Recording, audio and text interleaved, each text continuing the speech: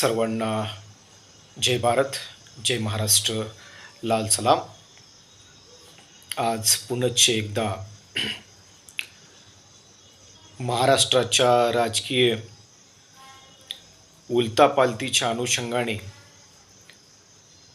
आणि दर दिवशी होत असलेल्या राजकीय अस्थिर घडामोडीच्या अनुषंगाने ज्या प्रकारे बंडखोर आमदार एकनाथ शिंदे आणि त्यांच्यासोबत असलेले बंडखोर आमदार आणि शिवसेनेचे पक्षप्रमुख उद्धव ठाकरे आणि शिवसेनेशी संबंधित महाराष्ट्र राज्यातील आणि पक्षाशी संबंधित असलेला प्रत्येक शिवसेनेचा पदाधिकारी आणि एक सामान्य शिवसैनिक त्यात ज्या पद्धतीने भारतीय जनता पार्टीचे पदाधिकारी अप्रत्यक्ष पद्धतीने छुप्या मार्गाने बंडखोर मंत्री एकनाथ शिंदे आणि त्यांच्या बंडखोर आमदारांना सपोर्ट करत आहेत, समर्थन देत आहेत, परंतु वेळ आल्यानंतर हे कशा प्रकारे पळून जातात हे आपण ॲडव्होकेट गुणरत्न सदावर्ते प्रकरणामध्ये पाहिलेलं आहे. याच्याशिवाय रवी राणा आणि राणा दाम्पत्य यांना सुद्धा पुढे करून भारतीय जनता पार्टीने ऐनवेळी कशी पळ काढलेली आहे, माघार घेतलेली आहे, हे सुद्धा आपण पाहिलेलं आहे. मला वाटते या एकनाथ शिंदेचं तसं होऊ नये अशी अपेक्षा करायला सुरुवातीला काहीही हरकत नाही. परंतु आजचा जो मूळ विषय मी घेतलेला आहे, शिवसेनेची लढाई कोण जिंकेल, पक्षप्रमुख उद्धव ठाकरे का बंडखोर मंत्री एकनाथ शिंदे. ज्या पद्धतीने शिंदे भारतीय जनता पार्टीच्या जीवावरती, त्यांनी भरलेल्या हवेवरती, कारण भाजपाचे जे काही नेते मंडळी आहेत सातत्याने हवा भरतात, हिम्मत देतात, पुढे करतात आणि वेळ आली ॲडव्होकेट गुणरत्न सदावर्ते यांना जसं शहीद केले तसं शहीद करून टाकतात. त्यामुळे भारतीय जनता पार्टी कधी ॲडव्होकेट गुणरत्न सदावर्तेचा वापर करते, कधी राणा दाम्पत्याचा वापर करते, कधी मनसे प्रमुख राज ठाकरे यांचा वापर करते. पैसे द्या आणि वापर करा अशा प्रकारची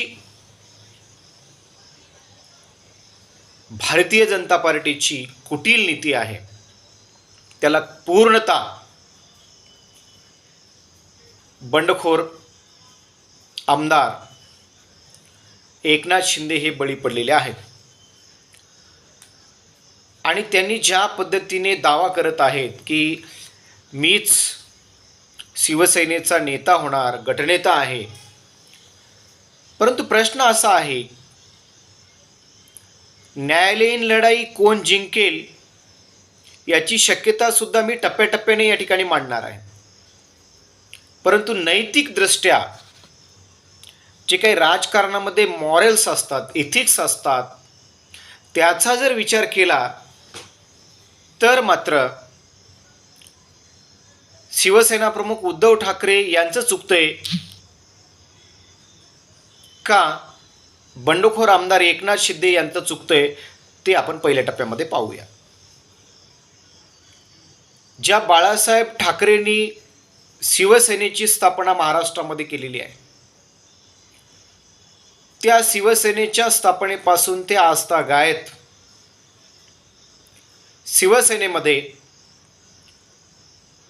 बऱ्याच वेळी आणि काळानुसार म्हणजेच वेळोवेळी बंड झालेले आहेत.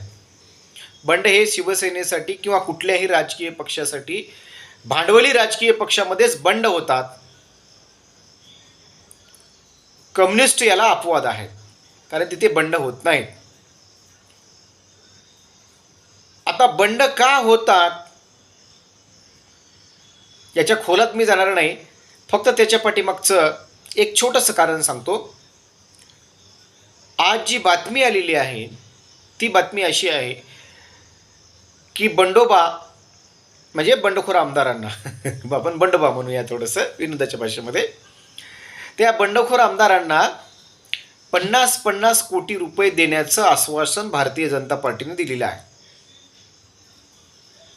हे मधल्या मार्गाने, कारण हे संजय राऊत आता ABP माझा या चॅनलवरती मुलाखत देताना आजच बोललेले आहेत. मी पुरावे जे बोलतो पुराव्याशी तुमच्याशी बोलतो. 50 कोटी रुपयेचं आमिष दाखवून, मंत्रिपदाचं आमिष दाखवून त्यांना बंड करण्यास भाग पाडलेले. त्याला बंड म्हणता येणार नाही, पैशाच्या आमिषाला बळी पडलेले, मंत्रिपदाच्या आमिषाला बळी पडलेले, मुख्यमंत्री आणि उपमुख्यमंत्री पदाच्या आमिषाला बळी पडलेले असे आमदार ज्यांनी महाविकास आघाडी सरकारमधून शिवसेनेमधून ते म्हणतात की आम्ही शिवसेनेचे सच्चे सैनिक आहोत, आम्ही शिवसैनिक आहोत. बाबा शिवसैनिक आहात तुम्ही तर गेले कशाला इथून फुटून बाहेर? इथेच राहा ना. आज शिवसेनेच्या राष्ट्रीय कार्यकारिणीची बैठक झाली. त्या बैठकीमध्ये जर तुम्ही शिवसैनिक आहात, शिवसेनेचं सदस्यत्व तुमच्याकडे आहे, बैठकीत उपस्थित राहून भूमिका मांडायला पाहिजे होती. पहा, सगळ्यात महत्त्वाचा मुद्दा एकनाथ शिंदे ज्या मुद्द्यावरून बाहेर पडतो असं म्हणत आहे, तो मुद्दा म्हणजे शिवसेना हा बाळासाहेब ठाकरे यांच्या विचाराच्या प्रखर हिंदुत्ववादी विचाराची राहिलेली नाही, असा त्यांचा पहिला आक्षेप आहे एकनाथ शिंदे यांचा. मग ही गोष्ट ज्या ज्यावेळी शिवसेनेच्या पक्षाच्या बैठका होतात त्याच्यामध्ये एकनाथ शिंदे यांनी मांडलेली आहे का?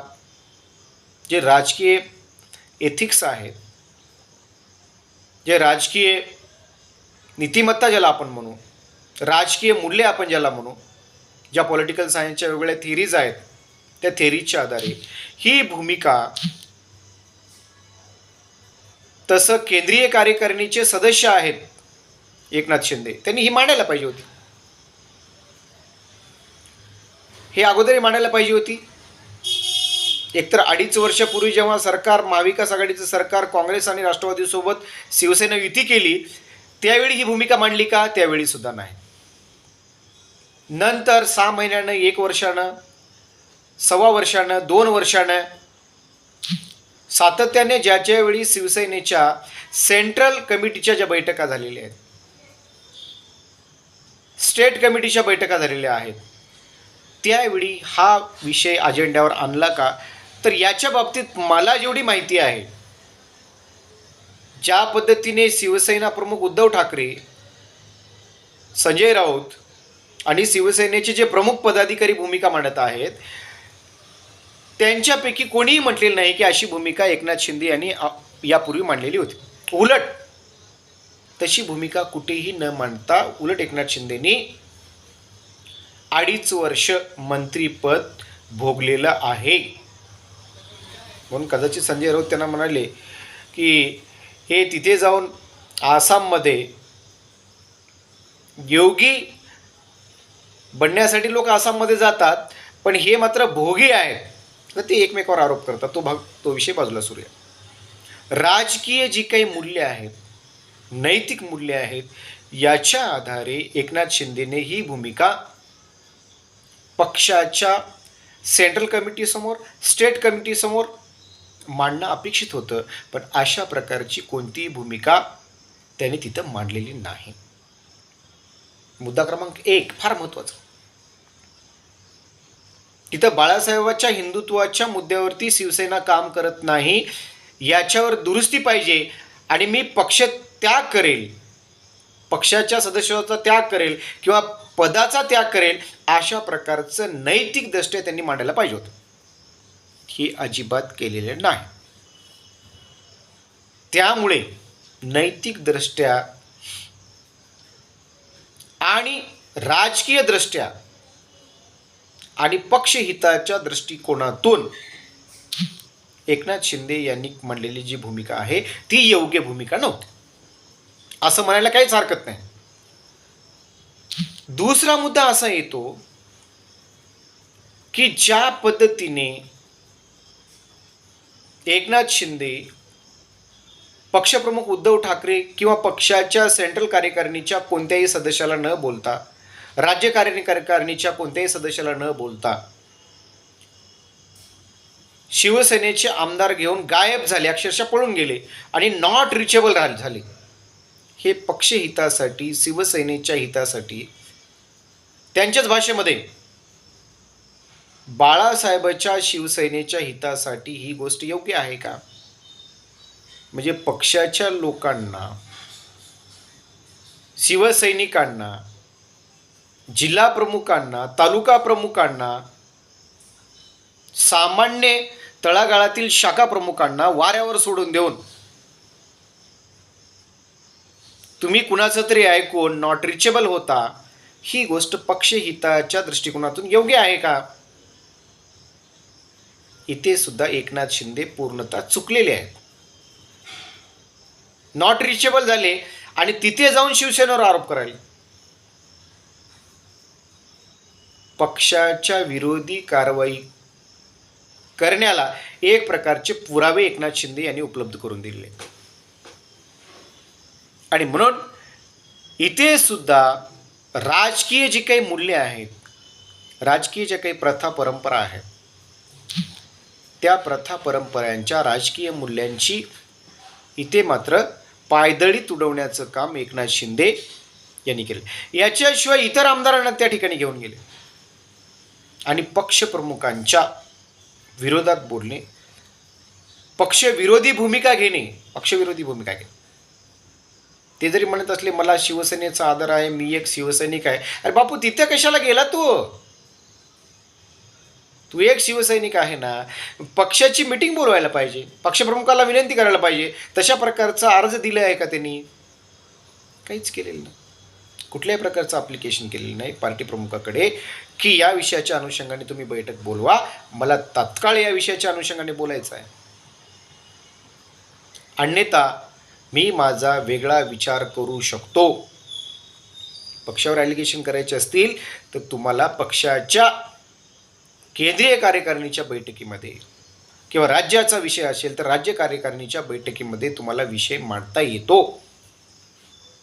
परंतु अशा प्रकारची कोणतीही भूमिका, सरळ भूमिका, कायदेशीर भूमिका एकनाथ शिंदे यांनी घेतलेली नाही. आणि त्यामुळे आता जे शिवसेना आणि शिवसेनेची जी काही राष्ट्रीय कार्यकारिणी आज जरी आजच्या बैठकीमध्ये कोणत्याही प्रकारची पक्षशिस्त भंग केल्याची कारवाई जरी नाही केली असली तर उद्या कायदेशीररित्या पक्षशिस्त भंग केल्याची कारवाई एकनाथ शिंदे आणि शिवसेनेच्या आमदारावर होऊ शकते. टांगती तलवार आहे.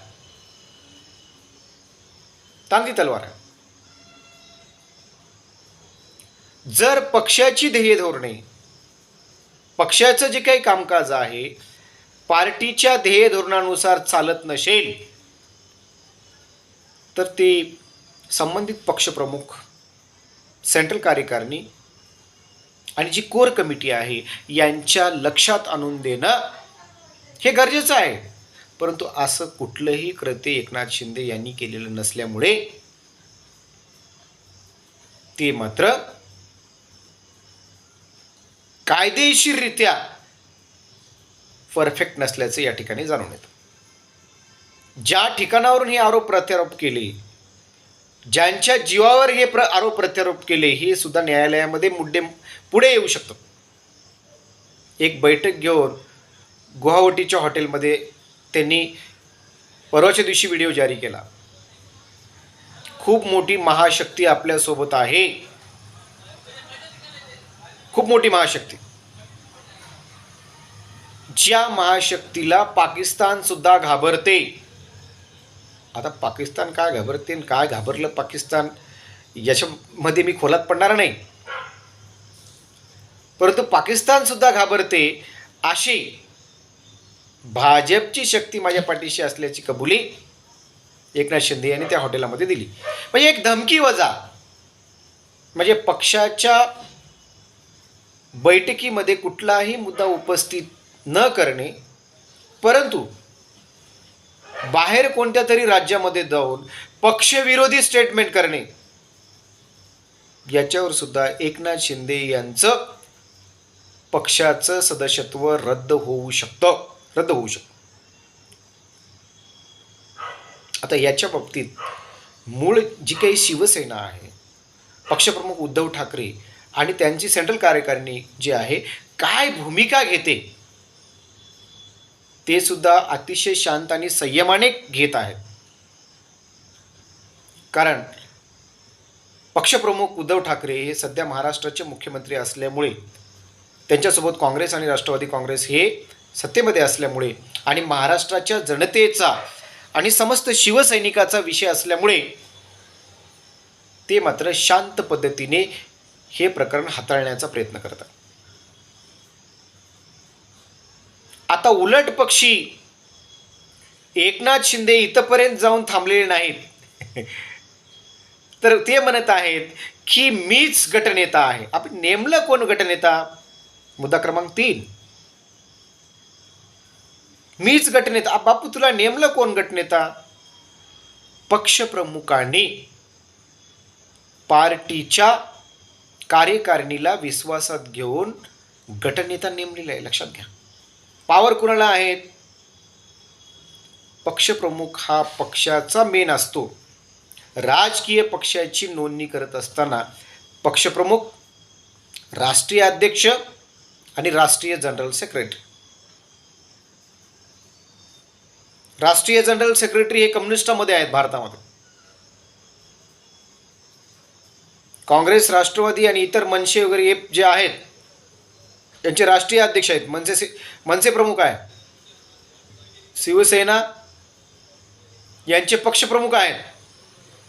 3 ऑप्शनच आहेत राजकीय पार्टीची नोंदणी करत असताना. कोणत्याही 3 आहेत. एक पक्षप्रमुख, ऑब्लिक राष्ट्रीय अध्यक्ष, ऑब्लिक राष्ट्रीय जनरल सेक्रेटरी. पक्षाचा मुखिया असतो.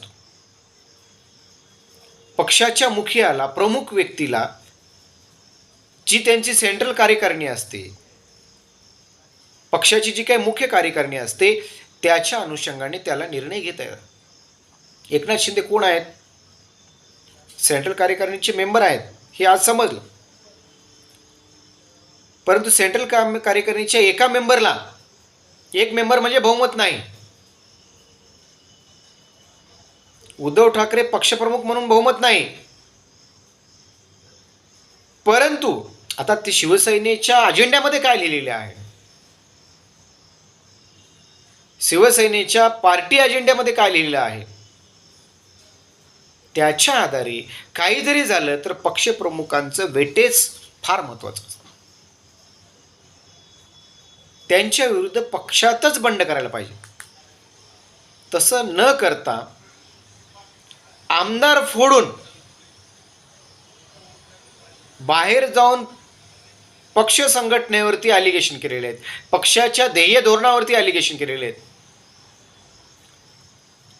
आणि त्याच्यानंतर पहिल्या 3 दिवस 4 दिवस असं म्हणत होते की आम्ही शिवसेनेचेच पदाधिकारी आहोत, आम्ही शिवसैनिक आहोत, आम्ही सदस्यत्व सोडलेलं नाही.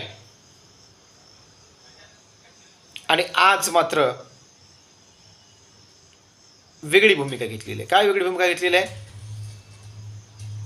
शिवसेना कंसात बाळासाहेब ठाकरे, शिवसेना कंसात बाळासाहेब ठाकरे. म्हणजे पुन्हा एकदा आम्ही या शिवसेनेपेक्षा वेगळं गट निर्माण करणार आहोत. आमचं वेगळं गट असणार आहे, अशा प्रकारची बंडखोरी आज त्यांनी केलेली आहे. पण या गटाला एकीकडे एकनाथ शिंदे म्हणत आहेत की मी मूळ शिवसेनेच्या विधानसभेमधला गटनेता आहे, एका बाजूनं ती आर्ग्युमेंट करत आहेत. आणि दुसऱ्या बाजूनं म्हणत आहेत की आमची शिवसेना कंसात बाळासाहेब ठाकरे. पहा, दुहेरी दावा करतायत. हे न्यायालयामध्ये सुद्धा टिकणार नाही. इथे सुद्धा न्यायालयामध्ये एकनाथ शिंदे यांना धोका होऊ शकतो. एका बाजूने म्हणत आहेत मीच गटनेता, कोणत्या? मूळ शिवसेनेच्या गटनेता मी आहे विधानसभेमधला. दुसरीकडे म्हणत आहेत की शिवसेना बाळासाहेब ठाकरे यांची. पहा, म्हणजे दोन्हीकडे दावा करत आहेत. एकीकडे सेंट्रल कार्यकारिणीला उपस्थित नाहीत, बैठकीमध्ये विषय मांडला नाही, आणि दुसरीकडे म्हणत आहेत की शिवसेनेचा मी गटनेता आहे. तिसरीकडे म्हणत आहेत की शिवसेना हे बाळासाहेब ठाकरे यांची आहे. आता ते आम्ही निर्माण करत आहोत. तुम्ही जर दुसरा गट निर्माण करत असाल तर पहिल्या गटाचे गटनेते कसे होऊ शकता? हाही संविधानिक प्रश्न त्या ठिकाणी उपस्थित होऊ शकतो. त्यामुळे इथे मात्र एकनाथ शिंदे आणि त्यांचा जो काही नवा गट आहे तो कमजोर पडण्याची शक्यता नाकारता येत नाही. दुसरीकडे जे आहेत विधानसभेचे जे काही डेप्युटी स्पीकर आहेत नरहरी झिरवळ, यांच्याकडे 16 आमदारावरती अपात्रतेची कारवाई करण्यात यावी, कारण पक्ष विरोधी आणि पक्षशिस्त भंग केल्याच्या संदर्भात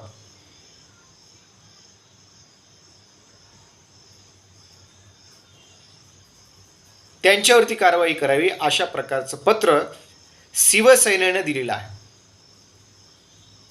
त्यामुळे येत्या 1-2 दिवसामध्ये अपात्रतेची जर कारवाई झाली तर शिवसेनेचं सदस्यत्व सुद्धा त्यांचं रद्द होऊ शकतं. शिवसेनेचं सदस्यत्व रद्द झाल्यानंतर मूळ शिवसेनेवर दावा जो करत आहेत, वेगळा गट म्हणून जे काही मान्यता द्या अशा प्रकारचा दावा जो करत आहेत, तो दावा मात्र त्यांचा कम्प्लिटली फोल ठरू शकतो. त्यामुळे भारतीय जनता पार्टीने किती जरी सपोर्ट केला तरी मूळ पक्षाला पार्टी अजेंड्यामध्ये, पार्टी जी काही डॉक्युमेंटरी असते, जे काही जिल्हा प्रमुख असतात, विभाग प्रमुख असतात, ज्याला पार्टी बिअरर असं म्हणतात, त्यांना एवढे पॉवर आहेत. आजची परिस्थिती अशी आहे, जे पार्टी बिअरर्स आहेत, जिल्हा प्रमुख आहेत, तालुका प्रमुख आहेत, ते मॅक्सिमम 90% माझ्या अभ्यासानुसार, फक्त ठाणे आणि परिसर जर सोडला तर 90% हे मूळ शिवसेनेच्या पाठीशी असल्यामुळे इथे मात्र न्यायालयीन लढाई जिंकण्यामध्ये एकनाथ शिंदे हे कमी पडू शकतात. इथे मात्र पक्षप्रमुख उद्धव ठाकरे आणि सेंट्रल कार्यकारिणी ही एका बाजूने असल्यामुळे ती भक्कम आहे. आता एकच हवाल देत आहेत, 2/3 आमदार आमच्याकडे आहेत, 2/3 आमदार आमच्याकडे आहेत. कोणाकडे? शिवसेना बाळासाहेब ठाकरे आता गट तयार केला त्यांनी. ठीक आहे बाबा, तुमच्याकडे 2/3 आमदार आहेतच, ते आपण मान्यही करू, किंवा पक्षांतर बंदी कायद्यानुसार ते मान्यही करता येईल. परंतु 2/3 आमदार तुमच्याकडे असून देखील जर तुम्ही ज्या संविधानिक बाबीचं जर उल्लंघन करत असाल, पक्ष शिस्त जर भंग करत असाल, तर अशा वेळी तुमच्यावरती पक्षशिस्त भंग केल्याची कारवाई होऊ शकते. एक जबाबदार मूळ शिवसेनेच्या गटनेतेपदी तुम्ही असल्यामुळे पक्षशिस्तीचं भंग केलेला आहे, अशा प्रकारचा ठपका सुद्धा तुमच्यावरती ठेवण्यात येऊ शकतो. आणि त्याच्यामुळे एकनाथ शिंदे यांच्यासोबत गेलेले जे काही आमदार आहेत, आमच्या नांदेडचे आमदार सुद्धा बालाजी कल्याणकर त्याच्यामध्ये अडकून पडलेले आहेत. आता ते मनाने गेले का कोणी 50 कोटीचा आमिष दाखवले त्याच्यामुळे गेले, हाही संशोधनाचा विषय आहे. आज नांदेडमध्ये सुद्धा शिवसेनेचे जे काही पदाधिकारी आहेत, यांनी मात्र त्यांच्या घरासमोर जाऊन प्रतिकात्मक स्वरूपात त्यांची अंत्ययात्रा काढलेली आहे. काही ठिकाणी ज्या ज्या ठिकाणचे जे आमदार आहेत, मंत्री आहेत, त्या त्या ठिकाणी मूळ शिवसैनिकांचा, पदाधिकाऱ्यांचा त्यांना विरोध झालेला आहे. आमच्या देगलूरहून जिल्हा प्रमुख आणि शिवसेनेचे देगलूरचे जे काही प्रमुख नेते आहेत, महेश पाटील, हे सुद्धा मुंबई येथे जाऊन त्या ठिकाणी त्यांनी अनेक चॅनेल्सला मुलाखती दिलेल्या आहेत, भूमिका व्यक्त केलेली आहे. म्हणजेच मी जे सांगत होतो की जिल्हा प्रमुख असतील, तालुका प्रमुख असतील, विभाग प्रमुख असतील, हे सगळे जे काही ऑफिस बिअरर्स ज्याला म्हटलेलं आहे इलेक्शन कमिशनच्या भाषेमध्ये, ते ऑफिस बिअरर्स जे आहे ना, मोर दॅन 90% हे मूळ शिवसेना प्रमुख बाळासाहेब ठाकरे यांनी जे काही निर्माण केलेली आहे, उद्धव ठाकरे यांच्यावरती जे सोपवलेले आहे त्यांच्यासोबत आहे. त्यामुळे इथे मात्र एकनाथ शिंदे यांचा जो काही नवा गट आहे, तो संवैधानिक लढाई यशस्वीपणे लढू शकत नाही किंवा जिंकण्याचे चान्सेस फार कमी आहेत. आता इथे मात्र न्यायालयीन जे काही मधल्या मार्गानं भारतीय जनता पार्टी आणि त्यांचे जे काही मित्र आहेत, त्यांनी जर समजा न्यायालयीन मॅनेजमेंट जर व्यवस्थित केलं किंवा मधल्या मार्गाने, चोरट्या मार्गाने जर मॅनेजमेंट केलं, तर तिथे मात्र काही प्रमाणामध्ये यांना रिलीफ मिळू शकतो. परंतु विजयाची खात्री मात्र शिंदे गटांची 10% आणि पक्षप्रमुख उद्धव ठाकरे आणि शिवसेना गटाची 90% असल्याची खात्री मला या ठिकाणी दिसून येते. कारण जे काही लिगल पॉईंट्स आहेत, कायदेशीर जे काही बाबी आहेत, त्या कायदेशीर बाबीच्या आधारे या सगळ्या गोष्टी मांडलेल्या. नैतिकतेच्या बाबतीत सुद्धा एकनाथ शिंदे यांना ठाण्यावरून काही लोकांचा सपोर्ट मिळालेला आहे. परंतु भाजपच्या लोकांव्यतिरिक्त सामान्य शिवसैनिकांचा, ऑफिस बिअरर्सचा आणि सामान्य जनतेचा, कारण ते सरकार पाडण्याचा प्रयत्न करत आहेत, मात्र या बंडखोरांना साथ नसल्याचे आपल्याला या ठिकाणी दिसून येतो. आणि म्हणून विषय आपला आजचा असा होता, शिवसेनेची लढाई अखेर कोण जिंकेल, पक्षप्रमुख उद्धव ठाकरे की बंडखोर एकनाथ शिंदे? तर त्याचं उत्तर मात्र शेवटची अंतिम लढाई मात्र संवैधानिक जी लढाई आहे, नैतिक जी काही लढाई आहे, ती मात्र मूळ शिवसेना, त्यांची सेंट्रल कार्यकारिणी आणि पक्षप्रमुख उद्धव ठाकरे जिंकतील यातील मात्र शंका नाही. एवढंच या प्रसंगी मी सांगतो. पुनश्च एकदा आपणा सर्वांना जय भारत, जय महाराष्ट्र, लाल सलाम.